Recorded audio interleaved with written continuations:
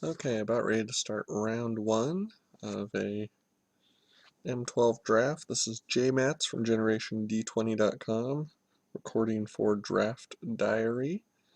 Still working on my quest for 15 qualifying points so I can get into the season uh, championship. Guess I want to play first. And no, it's not great, but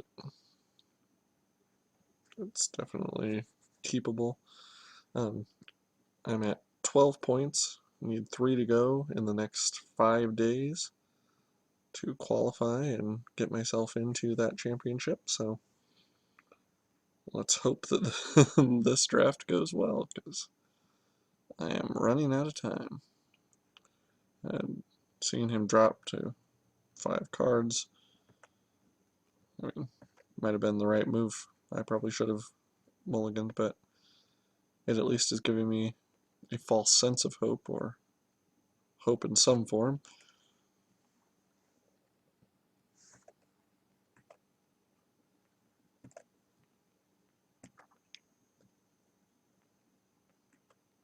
And knowing that he had to mulligan, I'm more likely to use my removal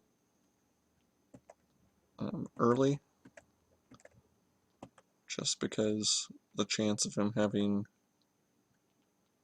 he has fewer answers or fewer options,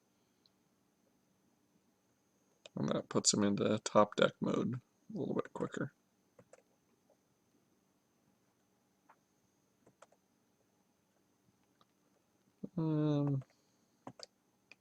This could be a mistake. Kind of bigging for a 2-for-1.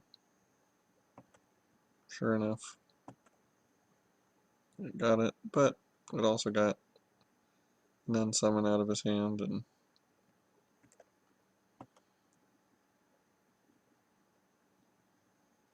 we'll see what else he brings to the table. Okay, that I don't really want to Doomblade. I'd happily burn it. Actually, that's probably what I will do. Don't want him to start drawing into some answers. And if I can get another mountain, I actually would rather take the dragon for a spin and get a 3/3 ogre. That Mastodon's big enough that I think we can get rid of it. Alright, now we're talking.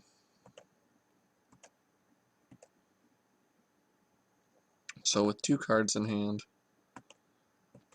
I'm pretty, well, I'm not comfortable, but again, I'm hopeful because he's got to be down to some limited options. And Alluring Siren is not going to do it. That, however, will do it. So if I attack in and Slaughter Cry, we'd trade. He'd end up getting the Angelic Destiny back.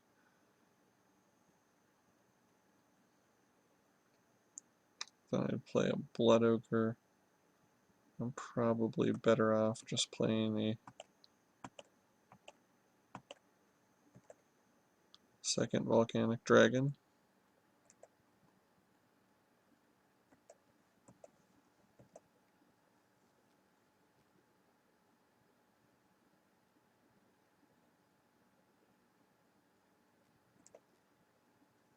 Especially if we can get him to cast a few of his creatures.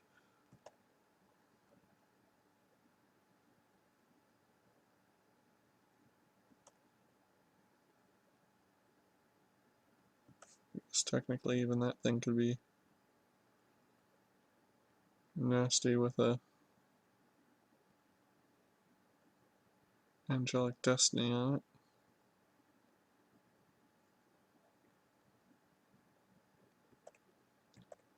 So we'll put out the Crimson Mage.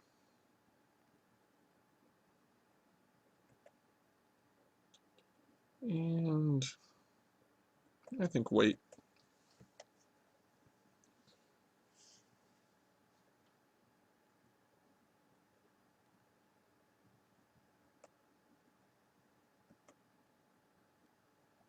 And with Sarah Angel, you may become a little bit more daring. You may not. I can wait and see.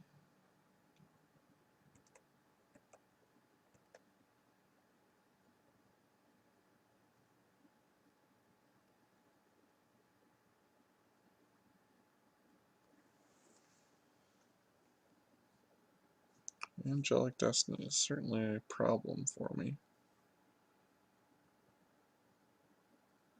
I'm almost going to have to keep back removal and wait for when he casts it so that I can kill the creature in response. Now that I know that, that'll be helpful for game 2, but a little late for now.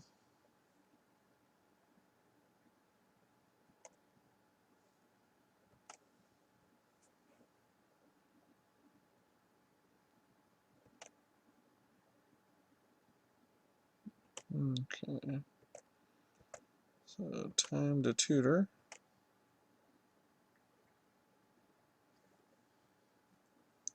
And have to decide what my best option is. I mean, it probably is a Grave Titan.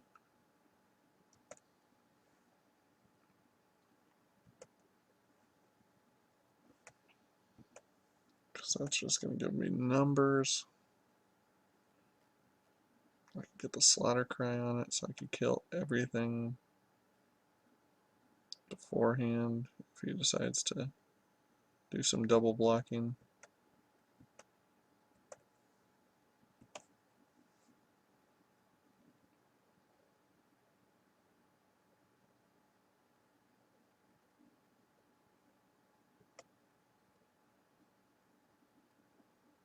And now I'm kind of torn.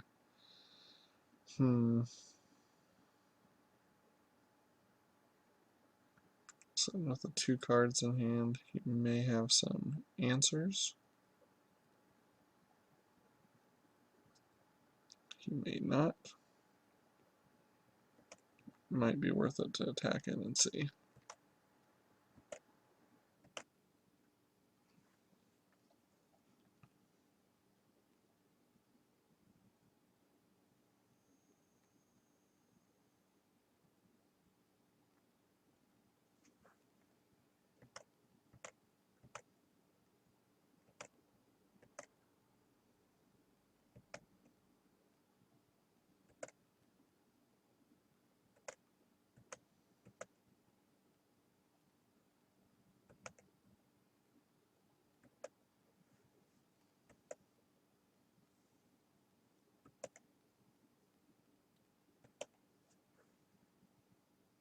Okay, with this,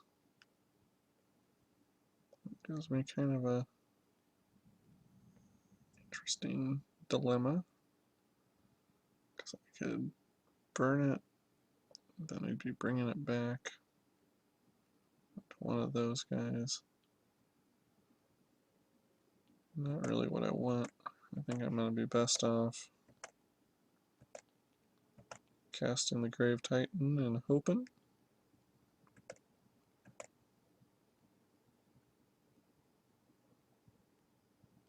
And then waiting.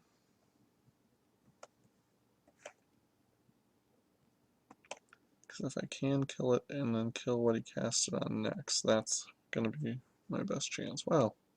And he conceded. Okay. Well, I'll take the win. And I will take a Combust also. Combust could be very nice for this deck. What do I lose in return? Maybe...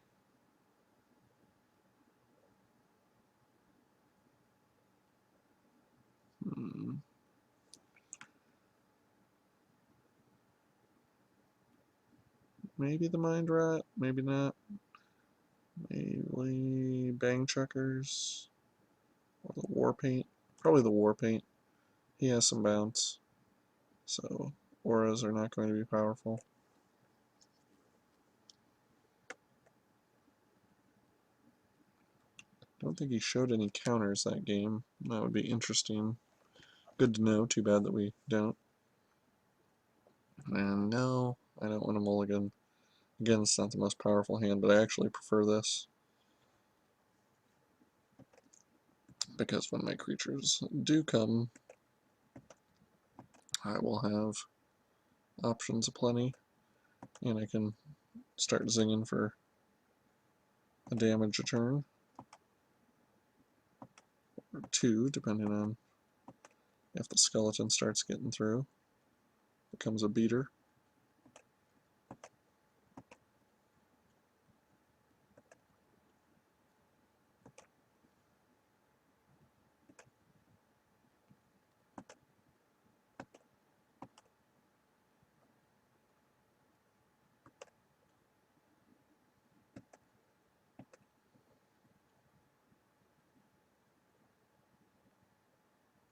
To see whether I can sneak out a Grave Titan or not.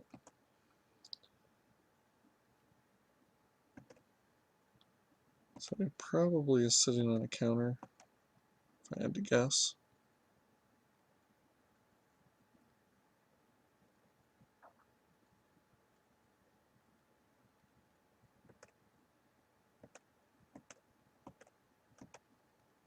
But let's try to draw it out. If he has it, he has it, and if he doesn't, hello, Grave Titan.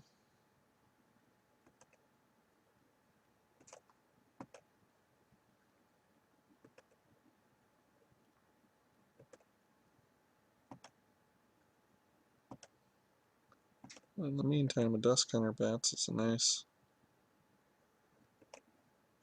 threat that kind of says, well, even if you're waiting for my Grave Titan, I still can kill you with what I have. Now 5, if you had like a Siege Mastodon, you might be tempted to put that out. He's definitely thinking about it. Oh, the Sarah Angel. That's what he's thinking about. Which is probably a good thing for him to think about. I know I said I needed to save the removal and go that way, but I think I Doomblade that. Just because I know I want to put out this fella next turn.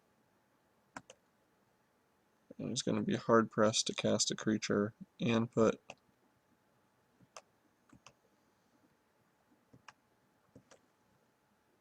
the Angelic Destiny on it, if he even has it. Or if I can get one good attack in with the Grave Titan, that could be game over. He puts it away pretty quickly.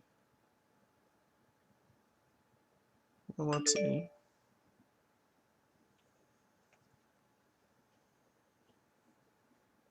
Okay, Ice Cage.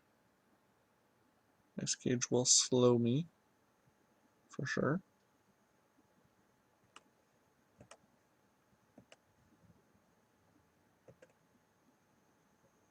Although I guess I'm going to be pretty close to lethal anyway.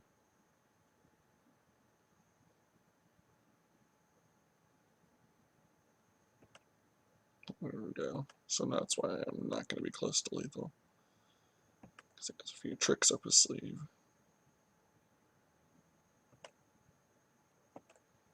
And here, I think I'm just going to go ahead and Mind Rot him.